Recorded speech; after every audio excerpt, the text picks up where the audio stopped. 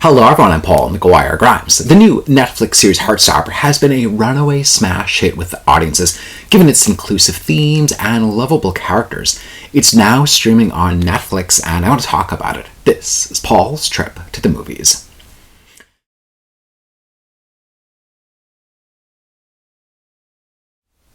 The first season of Heartstopper is an 8-episode British rom-com adapted from the graphic novel by Alice Oseman.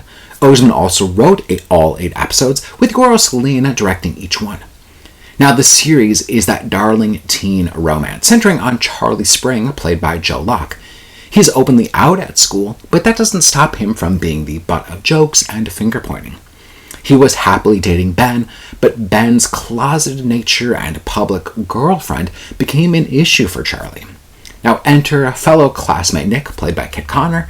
He's a rugby player who is quick to stand up for Charlie after a rough confrontation with Ben. Now this new friendship between Charlie and Nick blooms into a budding romance as Nick starts to understand his true, authentic self. The series also stars Yasmin, Finney, William Gow, and Toby Donovan as Charlie's friends, with the divine Olivia Colman as Nick's mom. Now, when I was a teen in the late 90s and early 2000s, the gay representation on TV for characters my age came with Jack on Dawson's Creek, who was forcefully outed at school. Now, it was groundbreaking at the time, but luckily we've come a long way since then with the likes of Heartstopper, the Saved by the Bell reboot, and Love, Victor that offer strong and positive representation on screen for our queer youth of today. Now, it's not too long into the first episode when you understand why Heartstopper has been trending on your social media feeds.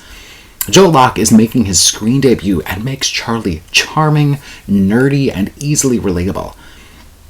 You instantly feel that string of emotions on display, all authentic in nature and not overly soapy like you may expect. Now, once we meet Nick and see their potential future together, you can't help but wait with bated breath for them to initiate a kiss. And Kit Connor perfectly captures that inner confliction of not understanding those specific feelings within yourself and the release of what it means to accept yourself. Now, what's great about Heartstopper is that they're not the only LGBTQ characters featured. Yasmin, Finney's Elle, is transgender and transfers to an all-girls school where she meets Tara and Darcy, who are navigating how public they want their relationship to be. Alice Oseman's characters are delightful and ones that you want to root for. They're a 180 from the damaged high school characters featured on Euphoria. Oseman still retains that graphic novel feel with illustrations popping up on screen, displaying those inner emotions and fluttering feelings that these characters have. And like most teen sagas, there's a really fantastic soundtrack, full of poignant needle drops at just the right moment. Director Selena has a really gentle touch with Oseman's material, writing a fine line of truly understanding these characters and just wanting the best in how we perceive of them. These 8 episodes are an easy binge, and a series that you'll find yourself watching on repeat, much like you did with Schitt's Creek. And rest assured, Netflix has recently renewed it for a 2nd and 3rd season. I'm giving Heartstopper 4.5 out of 5 ticket stubs.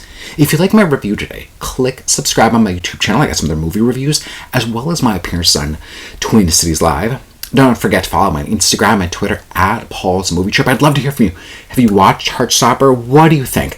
Leave me a comment on social, leave me a comment on YouTube. I'd love to hear from you. And then go to my website, paulstriptothemovies.com, for even more reviews. Thank you so much for watching my review of Heartstopper. This is Paul's Trip to the Movies.